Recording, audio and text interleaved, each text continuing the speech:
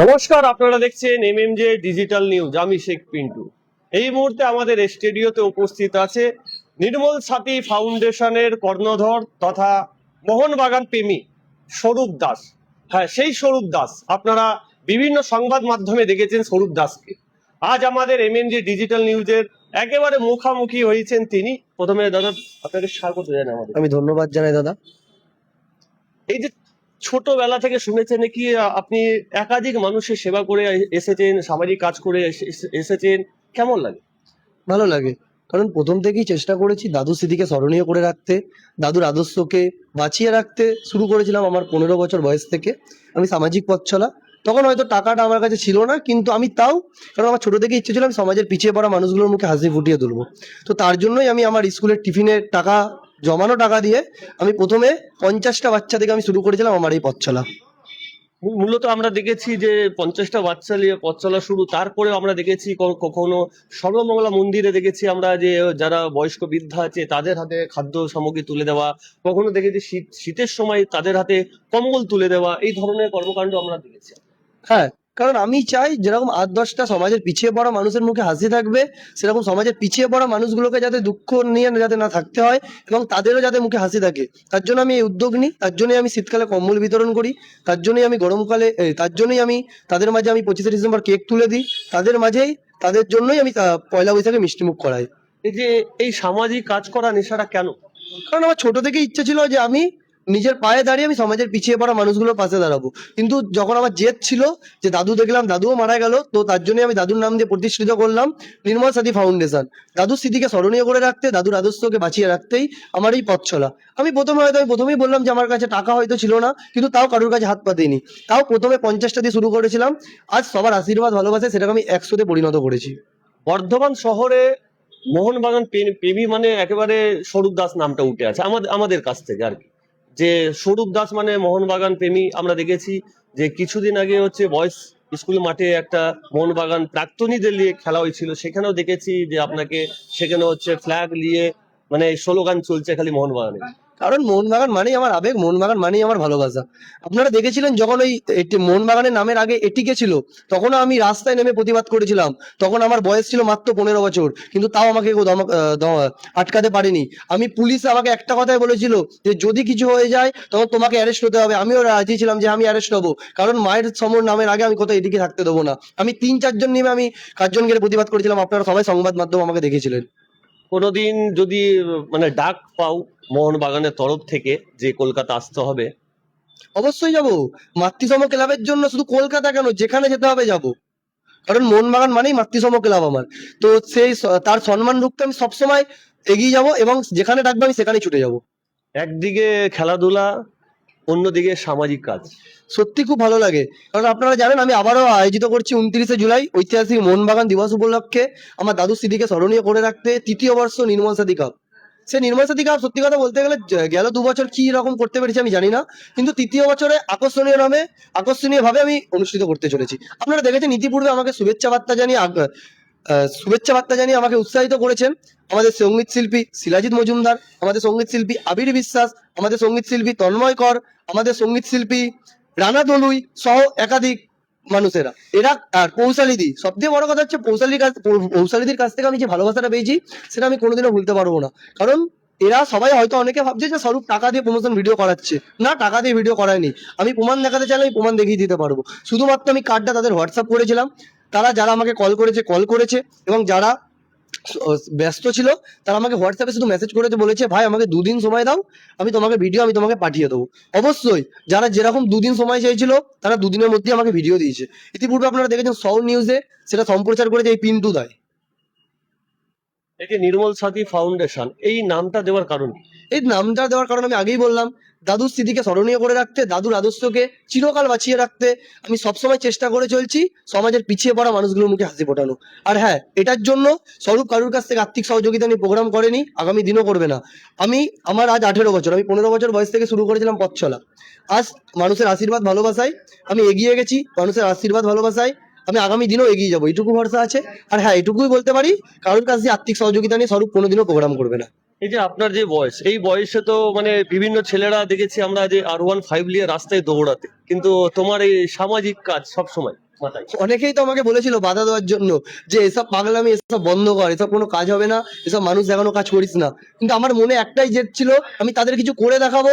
আজ আমি জায়গা পেয়েছি শুধুমাত্র সবার আশীর্বাদ ভালোবাসায়। সবার আশীর্বাদ ভালোবাসা টুকু ছিল বলে আজ আমাকে কোনো বাধা আটকাতে পারেনি।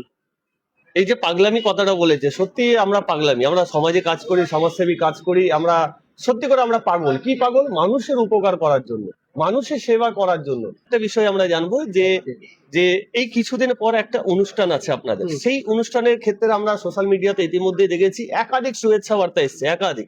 বর্ধমানে কেমন সাড়া পাচ্ছে? বর্ধমানের মানুষে তো আমাকে ফোন করছে, যে একটাই কথা বলছে, স্বরূপ তোমার খেলাটা কোথায়?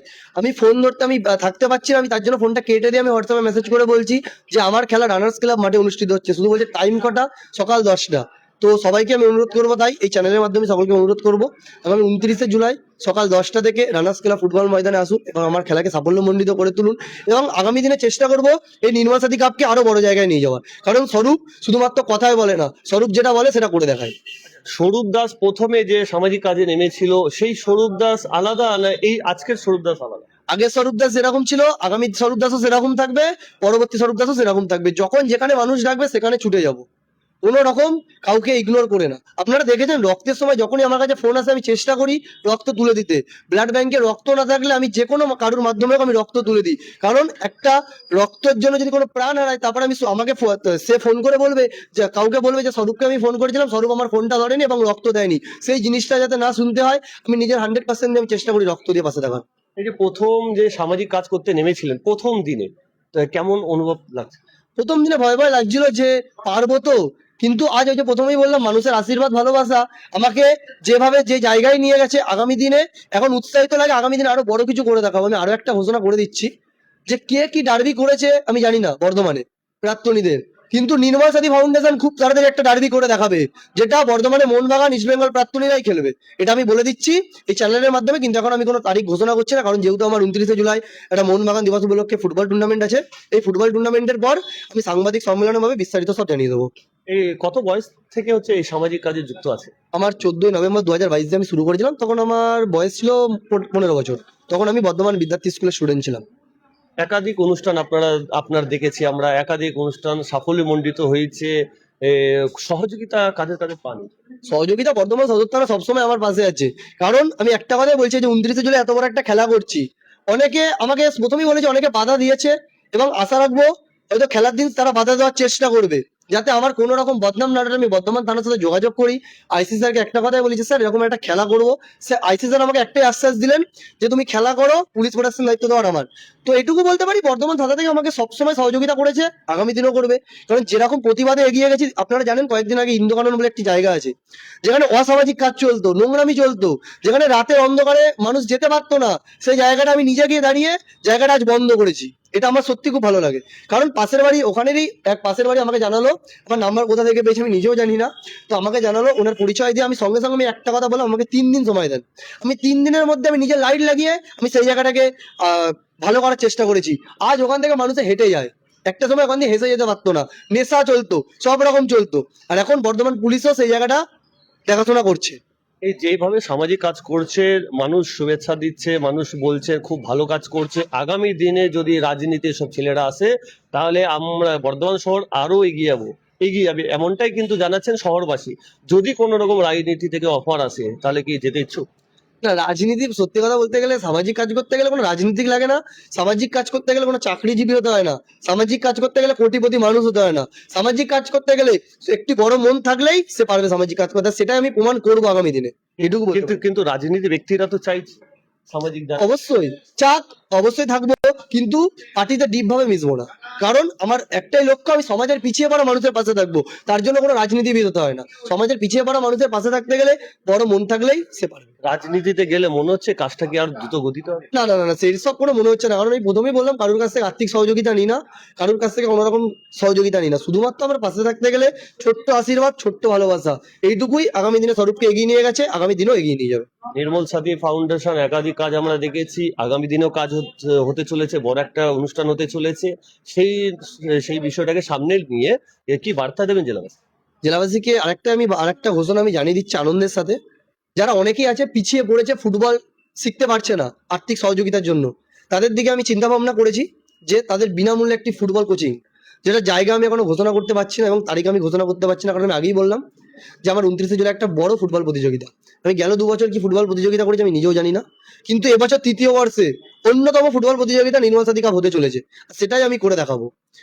তো এই খেলার পরে আমি ঘোষণা করে দেবো যে কোথায় এই বিনামূল্যে ফুটবল প্রতিযোগিতা হবে। আর শুধুমাত্র বিনামূল্যে ফুটবল প্রতিযোগিতা মানে সবাই আসবে সেটা না, অ্যাকচুয়ালি যারা একদমই অর্থের দিক থেকে পিছিয়ে খেলাধুলার সাথে যুক্ত, তারা এগোতে পারছে না, তাদের যদি দায়িত্ব, তাদের যদি জার্সি কেনার, বুট কেনার পয়সা না থাকে, স্বরূপ দাস নির্মল সাথী ফাউন্ডেশনের তরফ থেকে তাকে সহযোগিতা করবে, এটুকু বলতে পারি। আর ফুটবল কোচিং স্বরূপ দাস খুব তাড়াতাড়ি করছে, সেটা বিনামূল্যে। একদমই দেখলেন, এতক্ষণ আমরা ছিলাম যে নির্মল সাথী ফাউন্ডেশনের কর্ণধার তথা যে মোহনবাগান প্রেমী যে স্বরূপ দাস এতক্ষণ আমাদের স্টুডিওতে লাইভে ছিল। আগামী 29 এপ্রিল একটি বিশাল তার টুর্নামেন্ট আছে, বিভিন্ন প্রশাসনিক আধিকারিক থেকে শুরু করে সমাজসেবী তাদেরকে আমন্ত্রণ করেছে এই অনুষ্ঠানে।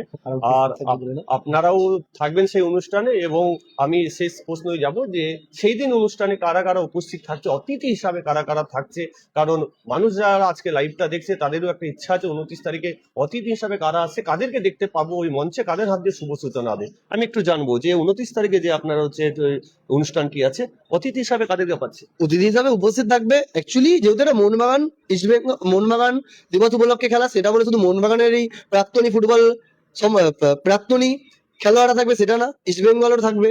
সেরকম বর্ধমানে যারা অ্যাকচুয়ালি উঠে এসেছে মোহনবাগান ইস্ট বেঙ্গল খেলে, তারা সবাই অতিথি হিসাবে থাকবে। যেমন সন্তোষ ট্রফি রবি হাসদা আমাদের বর্ধমানের ঘরের ছেলে, তার সাথে আমার কথা হয়েছে, সে আমাকে কথা দিয়েছে যে স্বরূপ ভাই যদি আমার কোনো রকম খেলা না থাকে আমি অবশ্যই তোমার খেলাতে আমি উপস্থিত থাকবো। ইভেন উপস্থিত থাকবে আমাদের বর্ধমান সাংগঠনিক জেলা বিজেপির সম্মানীয় সভাপতি শ্রী অভিজিৎ তা মহাশয়, উপস্থিত থাকবেন উপস্থিত থাকবেন আমাদের বর্ধমান দক্ষিণ বিধানসভার বিধায়িকা এবং আমাদের পশ্চিমবঙ্গের মাননীয় মন্ত্রী শ্রী মৌমিতা বিশ্বাস মিশ্র মহাশয়া, উপস্থিত থাকবেন বর্ধমান সাংগঠনিক জেলা বিজেপি যুব মোর্চার সভাপতি শ্রী পুরব সাম ওরফে পিন্টুদা, উপস্থিত থাকবেন একাধিক ক্রীড়াপ্রেমী, একাধিক সমাজসেবক মানুষজন, যেমন উপস্থিত থাকবে মানুষের জন্য ওয়েলফেয়ার সোসাইটির সম্মানীয় সভাপতি জনাব শ্রী পিন্টু সাম, শেখ পিন্টুদা উপস্থিত থাকবেন নিউ লাইফ হসপিটালের কর্ণধার বিজয় কুমার রাম, এরা একাধিকভাবে উপস্থিত থাকবে, কারণ তারা আমাকে সবসময় এগিয়ে নিয়ে গেছে। আজ তারা ছিল বলেই মানুষের কাছে পৌঁছাতে পেরেছি, তাদের নিউজের মাধ্যমেই আজ মানুষের কাছে পৌঁছাতে পেরেছি। একদমই বলা যেতে পারে 29 তারিখে কিন্তু চাঁদের হাট বসতে চলেছে স্বরূপ দাসের নেতৃত্বে। একাধিক ফুটবল প্রেমী থেকে শুরু করে স্বেচ্ছাসেবক এবং বিভিন্ন এমএলএরা কিন্তু উপস্থিত থাকবে। তো স্বরূপ দাসের সঙ্গে আজকে কথা বললাম, খুব ভালো লাগলো, এবং আপনারা যতটা পারবেন এই ভিডিওটাকে শেয়ার করবেন, কারণ স্বরূপ দাস ছোট্ট বয়স থেকে কিন্তু মানুষের জন্য কাজ করে আসছে। এই ধরনের মানুষ কিন্তু সমাজে অনেকটাই কম, কিন্তু আজকে স্বরূপ দাসকে আমরা স্টুডিওতে পেয়েছি, তার মূল্যবান সময় দেওয়ার জন্য তাকে অসংখ্য ধন্যবাদ জানাই, এতক্ষণ সময় দেওয়ার জন্য। আমি প্রথমেই ধন্যবাদ জানাবো মানুষের জন্য ওয়েলফেয়ার সোসাইটির সভাপতি জানাব শেখ পিন্টুদাকে, কারণ সে সবসময় আমাকে মানুষের কাছে তুলে ধরেছে। একটা সময় আমি দেখেছিলাম যখন সাংবাদিককে ফোন করতাম, সাংবাদিক ফোনটা ধরে আমাকে গুরুত্ব দিত না, ইগনোর করতো, আর সেই সময় পিন্টুদাকে ফোন করলে আমার ভিডিও পোস্ট করতো, আমার পাশে গিয়ে দাঁড়াতো। আজও পিন্টুদা পাশে আছে, আগামী দিনেও থাকবে, সেরকমই বিজয়দাও পাশে আছে, আগামী দিনেও পাশে থাকবে। তো এটুকু বলতে পারি, সবসময় এটুকু ভরসা আছে পিন্টুদা আমার পাশে থাকবে, কারণ আপনারা দেখেছেন আমার যে খেলায় যারা শুভেচ্ছা বার্তা দিয়েছেন তাদের পোস্টও শহর নিউজ থেকে পিন্টুদাই পোস্ট করেছে, ঠিক আছে? তো সেরকম ভাবে আমি পিন্টুদাকে ধন্যবাদ ও কৃতজ্ঞতা জানাই আমার তরফ থেকে, আমার নির্মল সাথী ফাউন্ডেশনের প্রত্যেকটি সদস্যবৃন্দের তরফ থেকে। এমনই এমএমজি ডিজিটাল নিউজের পক্ষ থেকে শুভেচ্ছা অভিনন্দন রইল যে আগামী 29 তারিখ একেবারে সাফল্য হয়ে উঠুক, এবং কোনো রকম সহযোগিতা যদি লাগে এমএমজি ডিজিটাল নিউজ স্বরূপ দাসের পাশে সবসময় আছে। কারণ স্বরূপ দাস এমন একটা ব্যক্তি যে তার নেশা মানুষ সেবা করা, এবং বিভিন্ন অনুষ্ঠান আমরা দেখেছি, আমরা আমাদের চ্যানেলের মাধ্যমে তুলে ধরেছি তার অনুষ্ঠান। তো যেমন আমরা সমাজসেবী আছি, তেমনই কিন্তু আমরা দেখেছি একটা সমাজসেবীকে এগিয়ে নিয়ে যাওয়ার জন্য। তো এই ধরনের সমাজসেবীরা আমরা সবসময় আমরা খুঁজে বেড়াই, তাদেরকে এগিয়ে নিয়ে যাওয়ার জন্য। আরেকবার তার সঙ্গে কথা বলার চেষ্টা করবো যে দর্শকদের জন্য কি বার্তা, শেষ বার্তা থাকছে। শেষ বার্তা, আপনারা জানেন এই 24শে জুলাই আমার জন্মদিন, আমি 18 বছরে পদার্পণ করলাম। এই 18 বছর জন্মদিন উপলক্ষে আমি প্রত্যেক বছরই জন্মদিনে আমি চেষ্টা করি সমাজের পিছিয়ে পড়া মানুষের পাশে থাকা, সেটা এবারও আমি করছি। আমার প্রথম কর্মসূচি থাকছে সর্বমঙ্গলা মন্দিরে পিছিয়ে পড়া মানুষগুলোর মুখে হাসি ফোটানোর লক্ষ্যে তাদের আহারের ব্যবস্থা করা, এবং বড় মা কালী মন্দিরে পিছিয়ে পড়া মানুষগুলোর মুখে হাসি ফোটানোর লক্ষ্যে আহারের ব্যবস্থা করা। দ্বিতীয় কর্মসূচি থাকছে যাদের খোঁজ নিতে কেউ নেই, যে মা বাবাগুলোর মুখে হাসি ফোটানোর লক্ষ্যে আমি সবসময় তাদের পাশে দেখেছি, আমার জন্মদিনটা আমি তাদের মাঝে উদযাপন করব, তাদের দুপুরের আহারের মাধ্যমে এবং তাদের কেক কাটিং এর মাধ্যমে। তো সবসময় চেষ্টা করেছি সমাজের পিছিয়ে পড়া মানুষগুলোর পাশে থাকা। তো সেরকম কি বন্ধুদের মধ্যে পালন করবো না? অবশ্যই বন্ধুদের মধ্যে পালন করব, যেটা সন্ধ্যে 7টায়। একদমই দেখতে পাচ্ছেন সমাজসেবীদের জন্মদিন কিন্তু এই রকমই পালন হয় দুস্থদের মাঝে। তেমনই হচ্ছে স্বরূপ দাসের জন্মদিন আগামী 24 তারিখ। তার অগ্রিম জন্মদিনের শুভেচ্ছা রইল। যে এইভাবে এগিয়ে চলুন, আমরা সবসময় তার পাশে থাকব এবং সমাজের মানুষ, শহরের মানুষ সবসময় তার পাশে থাকবে। এতক্ষণ আমাদের সঙ্গে ছিল স্বরূপ দাস, তাকে অসংখ্য ধন্যবাদ জানাই মূল্যবান সময় দেওয়ার জন্য।